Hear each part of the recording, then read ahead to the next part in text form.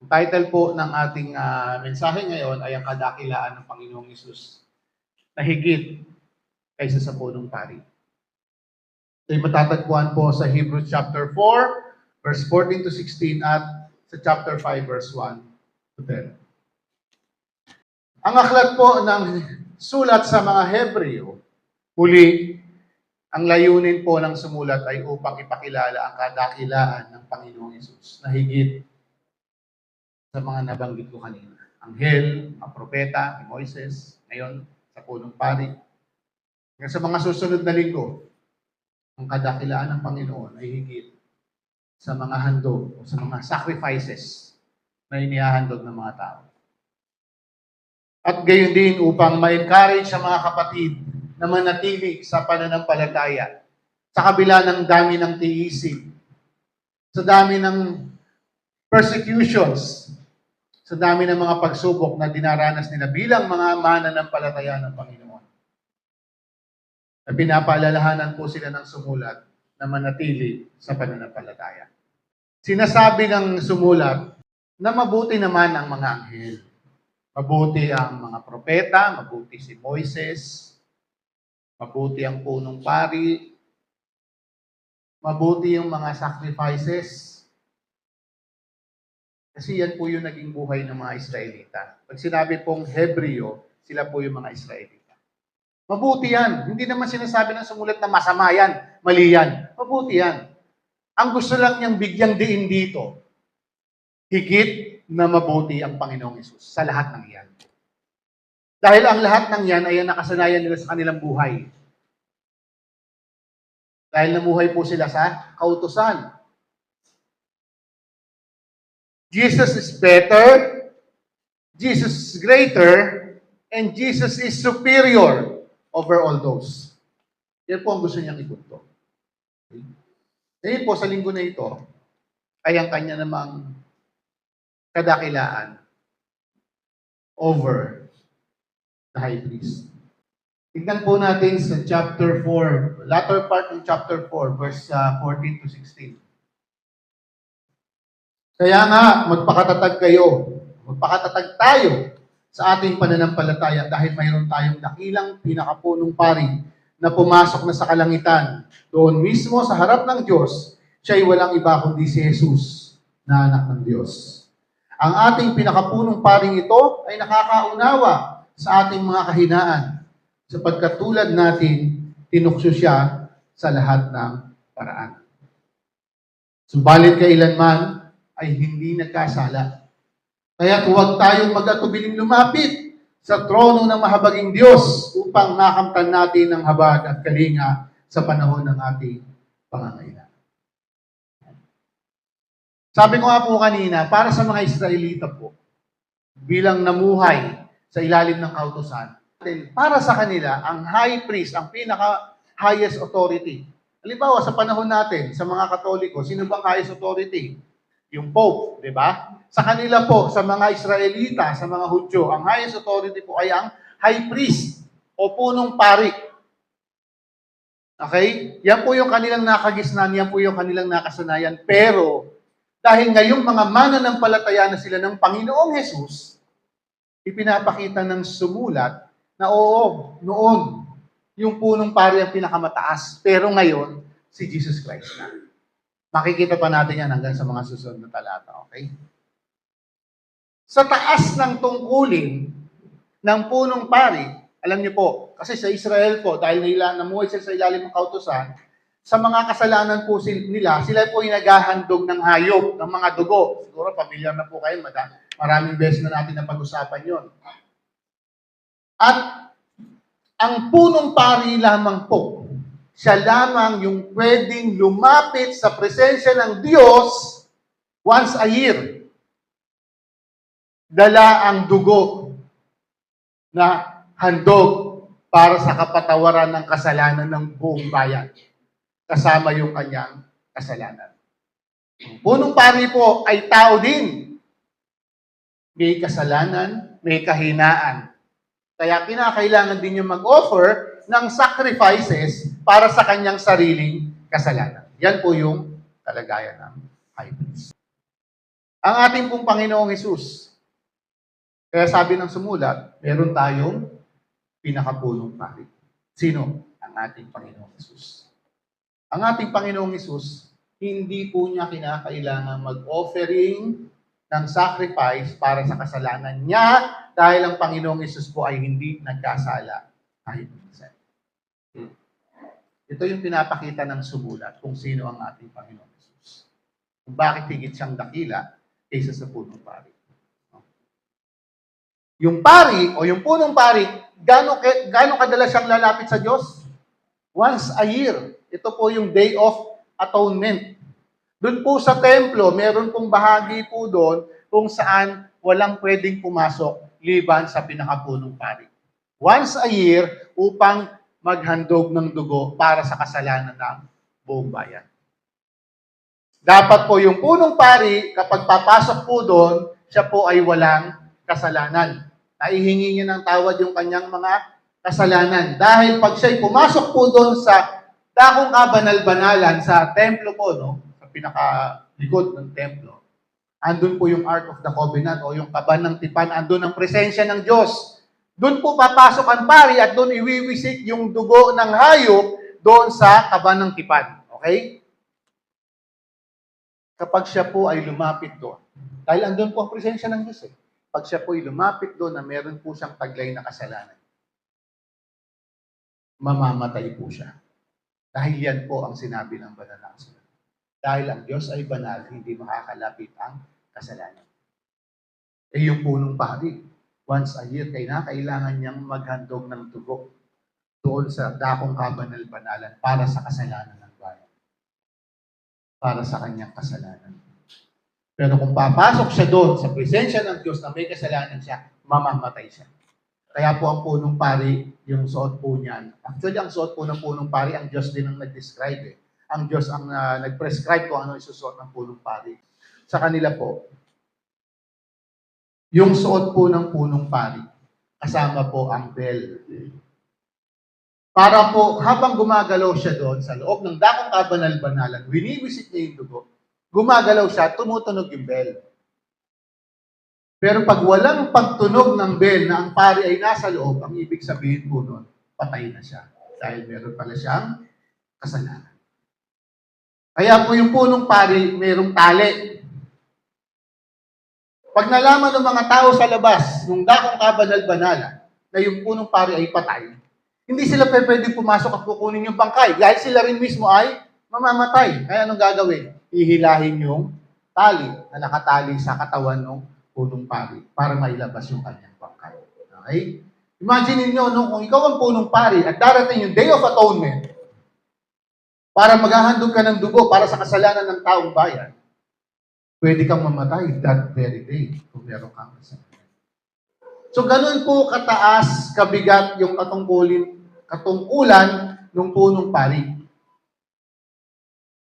Yun po yung kanyang kalagayan. Once a year, lalapit po siya sa presensya ng Diyos. Pero ang ating Panginoong Hesus po, magtapos po yung kanyang ginawa para po sa ating. Nasaan po ngayon ang ating Panginoong Hesus? Nasa kanan ng Ama. At namamagitan para sa atin, hindi lamang po once a year. Sa lahat ng pagkakataon, sa lahat ng oras. Dahil ang sabi po ng sulat ni Pablo kay Timoteo, there is one God and there is only one mediator between God and man. Ang ating pinakapunong paring ito ay nakakaunawa sa ating mga kahinaan sapagkat tulad natin, tinukso siya sa lahat ng paraan, subalit kailan may hindi nagkasala. Ang ating Panginoong Hesus po, dahil nga po siya ay 100% God and He is 100% man, yung mga dinaranas po natin, mga sufferings, mga problema, mga sakit, mga lungkot, dinanas po ng Jesus Christ yan. Pati yung pagtutukso, di ba tayo tinutokso tayo ni Satanas na makagawa ng kasalanan? Ang Panginoong Hesus dinanas din po niyan. Nakalagay din po yan sa account ni Matthew tsaka ni Luke, chapter 4 pareho. Na ang Panginoong Hesus nung siya'y nag-aayuno, nagpa-fasting po siya, in preparation sa kanyang ministry, 40 days and 40 nights, nandun po siya sa ilang. At doon po ay tinutokso siya ng dyablo na mahulog sa pagkakasala. Pero ang kaibahan po, tayo po minsan kapag tinutokso ni Satanas o tinetempt tayo ni Satanas na magkasala, minsan po bumibigay po tayo. Tama? Pero ang Panginoong Hesus po, ni minsan, sa dami ng pagkakataon na siya'y tinutokso ng demonyo na magkasala, never po siyang nakagawa ng kasalanan. Okay? Kaya po, ang Panginoong Hesus ay, kung ano yung mga, minsan Lord, hindi mo naman naiintindihan yung feelings ko kasi hindi pwedeng sabihin sa Panginoon yan. Alam ng Panginoon yan dahil naging tao siya. Hindi mo pwedeng sabihin, Lord, wala kang alam dito, Lord. Ako, alam po ito, kaya talaga, hindi mo ako maintindihan. Hindi pwedeng ganun, maiintindihan tayo ng Panginoon. Dahil dinanas niya ang pagiging tao. At itong ating Diyos na nagkatawang tao, na dinanas ang mga bagay na yan, na tinukso pero hindi nagkasala, yung kanyang kalagayan, na tagapamagitan natin sa Diyos. Kaya nga, sabi dun sa verse 16, huwag tayong mag-atubiling lumapit. Diba? Huwag tayong mag-atubiling lumapit. Bakit? Meron tayong abogado. Sinong abogado natin? Ang anak ng Diyos, ang ating Panginoong Hesus. Diba? Sa bahay na lang, kapag ang anak may kasalanan. O, palaya ka bang lumalapit sa magulang mo kapag may kasalanan ka? Diba? Nag-aatubili ka. Nag-aanin ka lumapit kasi naiiya ka, may kasalanan ka. Diba? Pero ang mga sumampalataya sa Panginoong Hesus, ang mga alagad, ang mga sumunod kay Kristo, ang sabi ng sumulat, huwag mag-atubiling lumapit sa trono ng mahabaging Diyos, sa trono ng biyaya, upang tayo makatanggap ng ng habag at biyaya. So, huwag tayo mag-atubili. Ibig sabihin, ini-encourage tayo na meron tayong right, meron tayong freedom to come boldly to God. Hindi dahil kung sino tayo, kundi dahil kung sino ang Panginoong Hesus. We have the right to come to God boldly, without hesitation. Bakit? Dahil ang ating Panginoong Hesus ang ating tagapamagitan. Okay? Tingnan po natin. Next slide. Ano ba ang gampanin o katungkulan ng punong pari? Dalawang bagay lang. He represents. Kumakatawan. Kumbaga sa politiko, congressman. Representative. Okay? Kumakatawan sa Diyos para sa tao. God to man. And kumakatawan naman sa tao para sa Diyos. Kaya nga kanina sabi ko, yung kasalanan ng tao, sinong maghahandog ng dugo? Punong pari. Diba? Kasi walang kalayaan ng tao na lumapit sa Diyos. Sino lang ang binigyan ng kalayaan lumapit? Noong panahon na yon, punong pari. Okay? Yan po ang gagawin niya. He has to represent God to man and man to God. Kaya lang siya ay isang tao lamang. Okay? Verse 1 sa chapter 5. Dito na po tayo sa chapter 5. Ang bawat pinakapunong pari ay pinili mula sa mga tao at inilagay sa ganoong katungkulan o sa ganoong tungkulin upang maglingkod sa Diyos para sa mga tao. Siya ang nag-aalay ng mga kaloob at mga handog para mapatawad ang mga kasalanan. Nadarama niya ang kahinaan ng mga mangmang at ng mga naliligaw ng landas sapagkat siya'y mahina ring tulad nila. Yan, dito pinapatunayan na po na yung pari. Tao lang din, may kahinaan. Pero yung gampanin niya, siya yung maghahandog. Para kanino? Sa kasalanan ng tao. Okay. At dahil sa kanyang kahinaan, kinakailangan siya'y mag-alay ng handog. Hindi lamang para sa kasalanan ng iba, kundi para sa kanya rin mga kasalanan.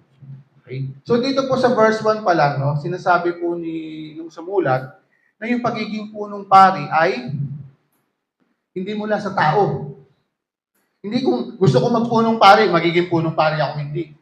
Okay? Ang Diyos pa rin po ang nagtatalaga. Okay? Ang Diyos po ang nagtatalaga. Kung gusto niya maging punong pari, kung gusto niya pero walang calling, walang pagtawag, walang pagtatalaga ng Diyos, hindi mangyayari. Okay? Naalala ko po minsan, nung kasal po ni Kuya Nad at saka ni Ma'am, Nandun po kami nila Grace, ni nanay. May bisita po kayo, lumapit sa akin. Kasi pinakilala nila akong pastor. Tinawag ako, tapos lumapit. Nagkalapit kami ng upuan. Parang in-approach niya ako, parang galak na galak siya na nakilala niya akong pastor. Sabi niya, hindi ko alam kung nabanggit niya sa inyo, sabi niya, alam niyo po, gustong-gusto kong maging pastor eh. Paano po ba kayo naging pastor? Paano po bang sistema? Paano po bang proseso? Hindi ko siya masagot. Kasi po, ang pagtatalaga po ng Panginoon sa isang gampanin, ito po ay may tinatawag na calling. May pagkatawag. Saksi po si Grace at si Kuya Kalo, nung ako po ay naging bagong mananampalataya, ang gusto ko lang po, driver ng church. Yun lang ang gusto kong gawin, mag-drive ng mag-drive, kasi yun lang yung alam kong kaya kong ibigay. Okay? Pero dumating sa punto ng nawalan po kami ng pastor, nawalan ng manggagawa. Nananalangin ako sa Panginoon, sabi ko, Lord, kung kaya ko lang mag-preach, mag-preach ko. Weekly para sa'yo. Pero hindi ko pinangarap maging pastor, sabi ko lang. Kasi dumating kami sa point na walang hirap kami kung sino mag-preach on a Sunday. Sabi ko, alam ko wala akong kakayanan. Hindi naman ako nag-seminaryo. Basta mag-drive lang ako, happy na ako. Pero, hindi ko alam na mayroon palang plano ang Diyos sa buhay ko. Kaya pag tinanong ako, paano ka naging pastor, ang Diyos ang umayos. Hindi po ako nag-aral sa loob ng seminaryo kasi after high school, hindi ako nag-college sa seminaryo pumasok. Hindi eh. Isa po akong makasalanan, hindi karapat-dapat sa harapan ng Diyos. Tinawag nga po ako ng Panginoon, matanda na ako. Matanda na po ako naging Kristiyano. Pero kasama po yun sa kanyang layunin na hindi lang ako basta maging mananampalataya, kundi nais din pala ng Panginoon na maging pastor ako.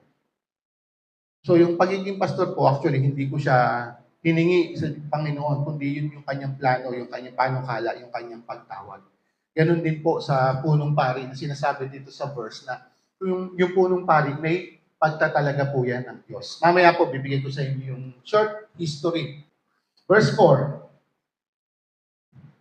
Ang karangalan ng pagiging pinakapunong pari ay hindi maaaring makamtan ni numan sa kanyang sariling kagustuhan.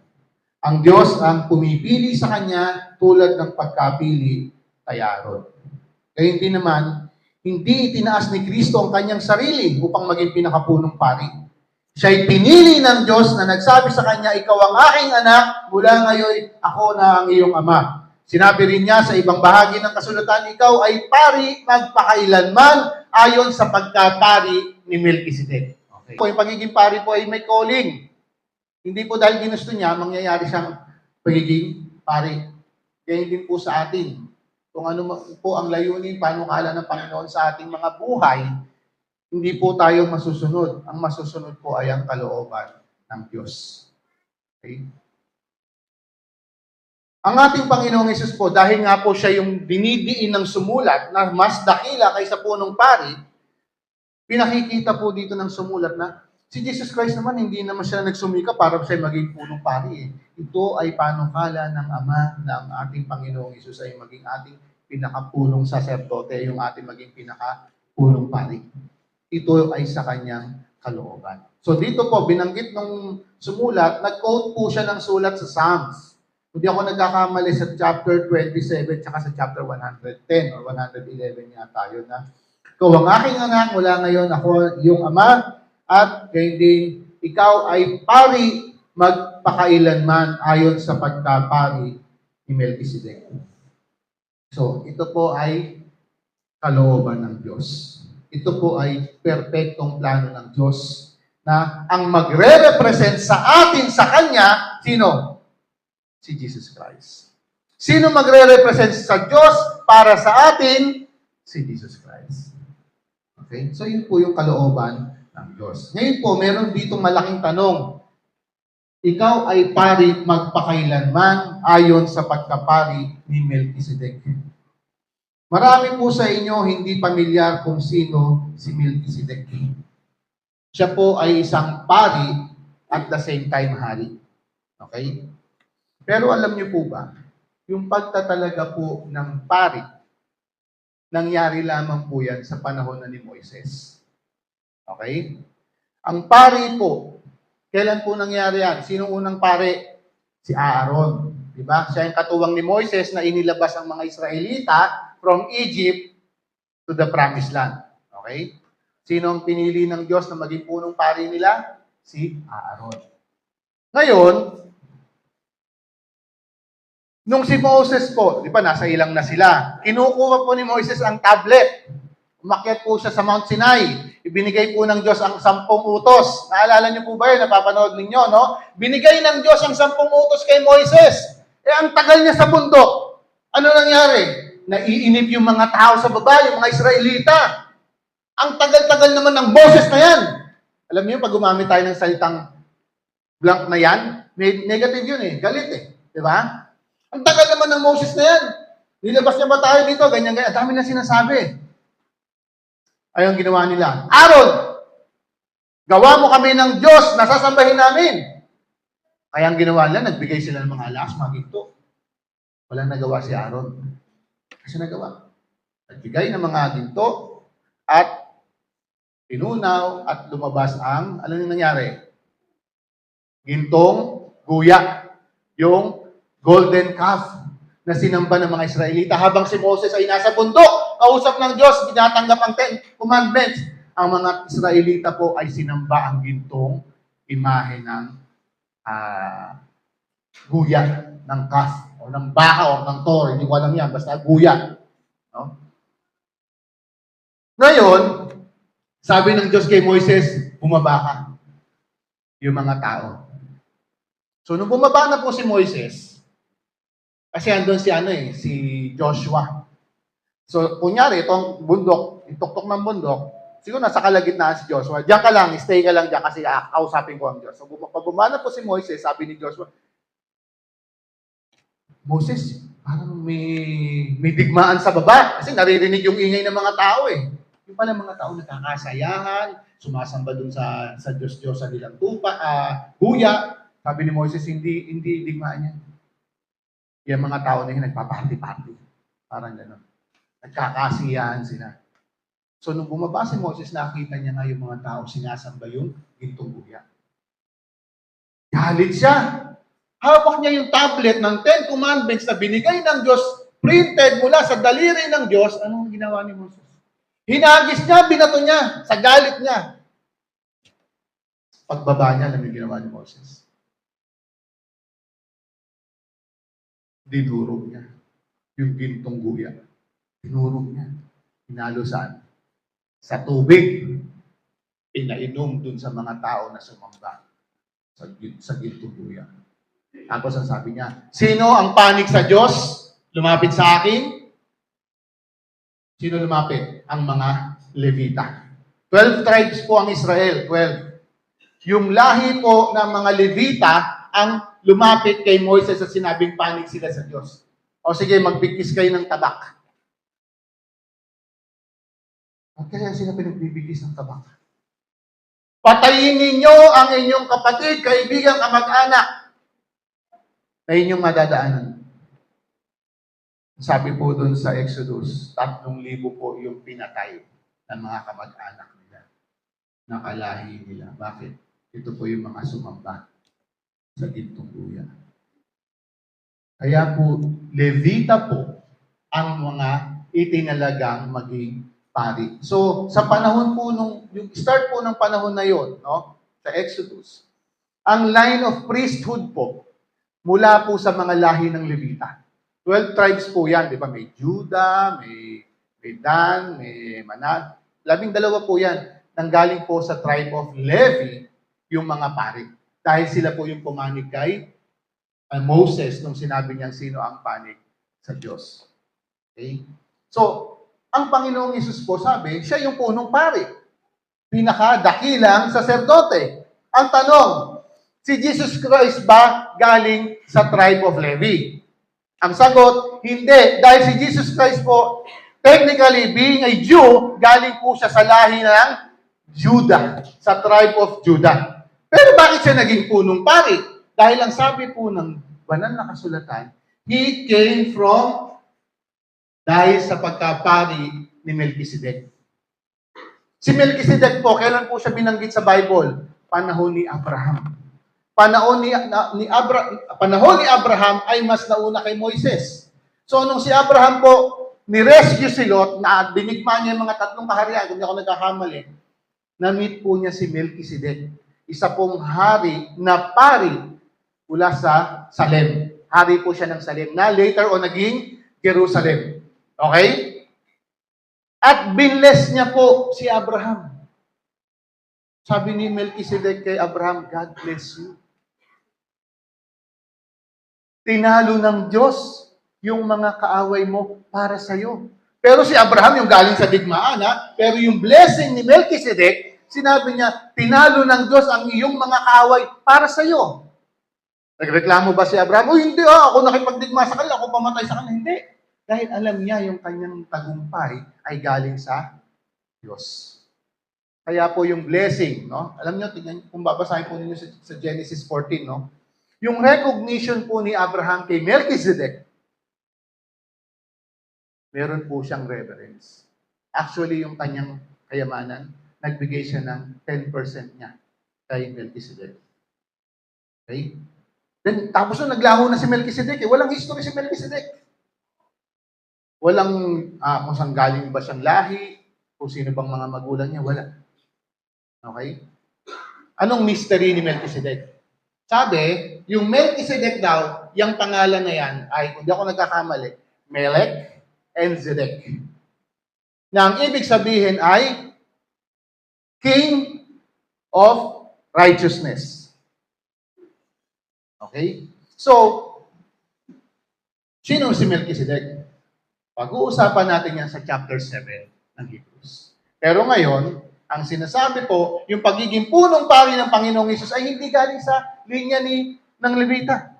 Mas nauna pa, dahil yung kanyang pagkapari ay galing sa order of Melchizedek. Mas nauna. Okay? Ibig sabihin po nito, it's more. It is eternal. Chapter 7, mas makikita pa po natin yan. Yung patungkol kay Melchizedek. Marami pong Kristiyano, sino ba yan? Maraming napapasa doon sino si Melchizedek. Kasi wala tayong masyadong makukuha information sa Bible patungkol kay Melchizedek. 7. Noong si Jesus ay namumuhay pa rito sa lupa, siya ay nanalangin at lumuluhang nakiusap sa Diyos na makakapagligtas sa kanya sa kamatayan. At dininig siya ng Diyos dahil lubusan siyang nagpakumbaba. Kahit na siya ay anak ng Diyos, natutunan niya ang tunay na kahulugan ng pagsunod sa pamamagitan ng pagtitiis.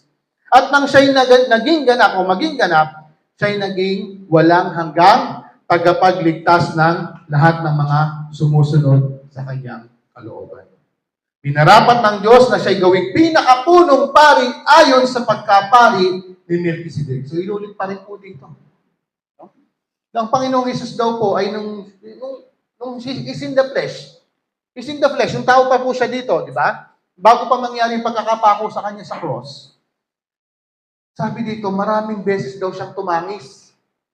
Umiiyak siya. O nakikiusap, lumuluhang nakikiusap sa Diyos na makapagliligtas sa kanya sa kamatayan.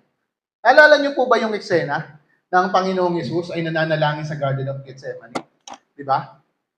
Nakikiusap siya sa Ama, Ama, kung pwede po sana, huwag kong danasin yung hirap o yung kopa ng paghihirap na ito. Dahil nakikita niya, na-anticipate niya yung hirap na kanyang daranasin. Ang sabi nga, yung kanyang pawis daw ay nagmistulang dugo. Yung pawis na kanyang inilabas ay dugo. Kasi meron po talagang condition po yung tao na posibleng mangyari. Yung tindi nung sidhi ng damdamin, pwedeng mangyari na yung pawis mo ay dugo ang lumabas. Yun po yung dinanas ng Panginoong Hesus. At maaaring ng mga oras na yon, umiiyak siya. Pero ang sabi ng talata, Siya'y nanalangin at lumuluhang nakiusap sa Diyos. Okay? Na makapagliligtas sa kanya sa kamatayan. Ano po ba yung alam natin na kailan po tumangis ang Panginoong Hesus? Dalawa lang yung alam natin. Una, nung si Lazaro namatay yung kanyang kaibigan, di ba? Ito po yung pinakamaiksing verse sa Bible. Jesus wept.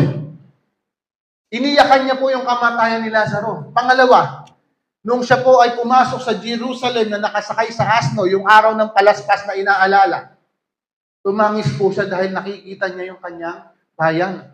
Dumating siya para iligtas sila, pero anong ginawa nila? Hindi siya tinanggap. Para sila mga tupang naliligaw. Kaya po, umiyak po, tumangis po ang Panginoong Hesus. Yun po yung naka-account sa John at saka sa Luke yata, hindi ako nagkakamali. No? Pero sabi dito, siya'y nanalangin at lumuluhang nakiusap. Kanino? Sa makapagliligtas sa kanya sa kamatayan. O, naganap yung kanyang suffering. Naganap yung kanyang kamatayan, pero iniligtas. Dahil siya'y muling nabuhay. At sa kanyang muling pagkabuhay, kaya nga sabi dito, ang ating Panginoong Hesus na ang naging taga-pagligtas magpakailanman ng mga tao. Okay? So, yun po yung napakagandang kalagayan po natin. Ng Panginoong Hesus, yung sinasabi dito ng sumulat kung sino si Jesus Christ. Hindi siya mula sa lahi ni Levi, pero siya ang ating pinakapunong pari. Siya ang nais ng Diyos na mamagitan sa atin. Representative ng Diyos sa tao at representative ng tao sa Diyos. Kaya nga po, di ba, lagi ko pong inuulit-ulit dito, ang illustration ko po, sa kalagayan po ng sino mang sumampalataya kay Jesus Christ bilang kanyang Panginoon at tagapagligtas. Kunyari, andito tayo, nakikita ng Diyos yung ating pagiging makasalanan, tama. Pero nang sumampalataya ka kay Kristo, siya ang iyong Panginoon at tagapagligtas. Nasaan na siya? Nasa pagitan mo na at ng Diyos. Ngayon, ang nakikita ng Diyos, hindi na yung karumihan mo. Ano nakikita ng Diyos? Yung katuwiran ni Jesus Christ na nilukupan tayo.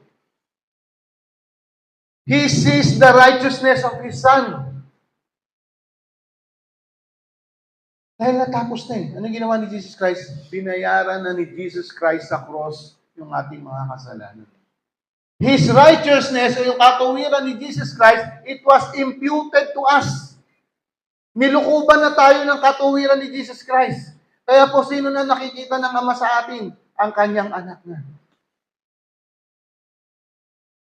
Kaya po yan yung napakagandang kalagayan po ng tao na sinasabi ng sumulat. Okay? So technically, sinasabi ng sumulat, tapos na yung pamamagitan ng pari sa tao at ng tao sa Diyos. Hindi na. Dahil binibigyan na tayo ng direct access sa Diyos. Hindi po katulad nung nakalista natin. Kinakailangan mong makipag-usap sa pari para humingi ka ng tawad sa iyong kasalanan. Hindi po biblical yun. Ang sinasabi ng Biblia, binigyan tayo ng karapatan ng Diyos na lumapit sa Kanya, direkta. Hindi kailangan ng isang tao makasalanan na pumagitna sa atin. So yung ginagawa po ng Israel before, natapos na po. Saan? Ng panahon na ang Panginoong Hesus ay ginawa na ang mga bagay na ito. Noon, di ba, pagka sinabi, may kasalanan ka, kausapin mo yung pari. Tapos pag kinausap mo yung pare, padre, ganito po yung ginawa ko kasalanan, nilabag ko po yung ganyan. O sige, pumunta ka doon, mag-pray ka ng 10 mama namin, tapos 50 Holy Mary. Ganon. Hindi yun. Ang sinasabi ng banal na kasulatan, direkta na tayo makalalapit sa trono ng mahabaging Diyos. Hindi natin kinakailangan kumausap ng isang taong makasalanan para maging tagapamagitan natin. Ibinigay po sa atin ang tanging tagapamagitan. Walang iba kundi ang ating Panginoong Hesus. Kaya po, siya na yung ating pinakapunong pari. Siya ang ating representative and He is God's representative to us. Being God Himself. Tandaan po natin, ang ating Panginoong Hesus ay hindi. Siya po ay 100% God and He is 100% man. it's not equals to 100%. No. Siya po ay nagkatawang tao para merong pambayad sa kasalanan natin. Para merong katawan na may dugo na mabubuhos para sa kabayaran, panglinis sa kasalanan ng lahat ng tao, past, present, and future. Kaya po nagkatawang tao ang Diyos. Kinailangan niyang magkatawang tao. Dahil walang kapatawaran ng kasalanan kung walang pagbububo ng dugo. Eh bakit? May dugo naman tayo. O yung dugo po natin hindi katanggap-tanggap sa Diyos yan. Dahil meron tayong bahid, may kapintasan, may dungis dahil tayo ay makasalanan. Pero si Jesus Christ, ni minsan hindi po nagkasala. Kaya yung kanyang dugo lamang ang pwedeng ihandog. Sama. Na tanging katanggap-tanggap, the blood of Christ is powerful enough to cover us sa ating mga kasalanan. Ito po yung napakagandang kalagayan natin. Kaya po ito, nire-remind ng sumulat. Mga kapatid kong Hudyo, pero ngayon mga Kristiyano na, hindi na tayo titingin sa punong pari. Sino na ang tagapamagitan natin? Si Kristo na. Hindi na magwiwisik ng dugo ng hayop. Yung dugo mismo ni Kristo ang tumigis doon sa cross para sa ating kasalanan. And it was enough payment. God was satisfied doon sa dugo ng ating Panginoong Hesus na yun. Yun po yung napakagandang binibigyang din ng sumulat dito.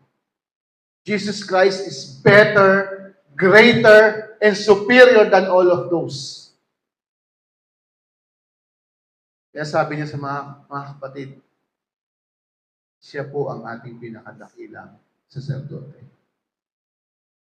Nangyari yan, hindi dahil ginusto niya, nangyari yan dahil ito ang kalooban ng Diyos. So, balikan po natin. Bakit mas dakila ang Panginoong Hesus kaysa punong pari? Sa mga dinaanan po nating verse, mula sa chapter 4, 14 to 16, chapter 5, verse 1 to 10. Ito po, bakit siya higit na dakila? Dahil siya ay nasa langit, siya ang anak ng Diyos, siya ay hindi nagkasala, siya ang paraan para tayo ay makalapit sa trono ng Diyos. Siya ay pari magpakailanman. At siya ang walang hanggang tagapagligtas ng lahat.